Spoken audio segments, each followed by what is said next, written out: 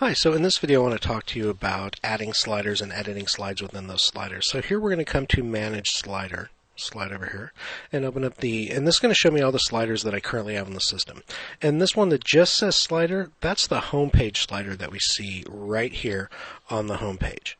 Okay, so now I'm going to come over here, and this is going to show me once I've gone into this interface, it's going to show me all of, like I said, and all you have to do is once you see the sliders, you just click on the title and it'll take you right there.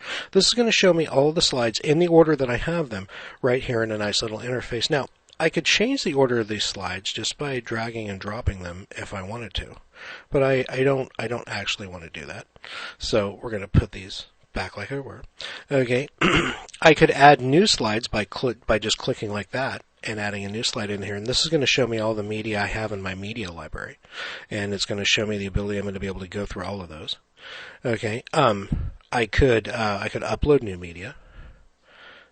Could select a file from my computer somewhere and add it in there if I wanted to, and it would add it both into the media library and into this particular slider if I wanted to. But I want to do that. What I want to do is I want to show you about once you add an individual slide in here, there's a bunch of options for this particular slide. I'm going to click Update so you can see we didn't really, let's refresh the page. We didn't make any changes. We're still showing our slides. There's no titles or anything. So I want to come over here to the first slide, and when you, and just let me show you an analogy. When you open up the new slider, add new slider page, it's going to allow you to give a title for the slider, which is what you're seeing right here. Here's a slider for space rental. Here's a slider for the home page. This is so you can create a new slider and add it, and you can add sliders anywhere in any pages that you want. Very simple to do. And you give that a title, and then you begin selecting your media just by clicking on the media that you want to add in there. If you don't want that media in there, you X that out. But I don't want to create a slider, so I'm going to X away from that. Get rid of that. Come back over here, and I want to show you how to edit these slides. Once you see right there, you get both an X to delete and a little pencil to edit the slide. And you'll see here we don't have an image title, so I'm just going to give this image title, and I'm going to give this image a description. Okay, and then down here, give it a link to the Lesson Factory training page.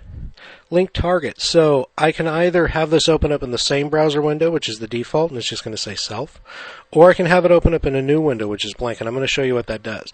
When you change that to blank, that alters what happens when an individual clicks on the image title. Now, here we have, do I want the box aligned at the bottom or top? I'm going to put it at the bottom, and I'll show you what happens when we do that. So let's update all of this.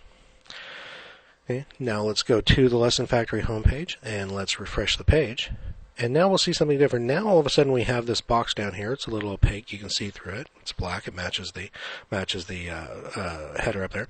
We've got our description listed right below that. And then we have an image title. And now you'll notice when we hover over that image title, we get a link. And that was that link we put in there. And now if I click that link, you'll notice it opens up in a new page.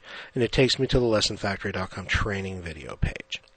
So that's something you want to remember there. If I didn't have that in there, if I had just left that instead of blank as self, let's click submit, and then we click update.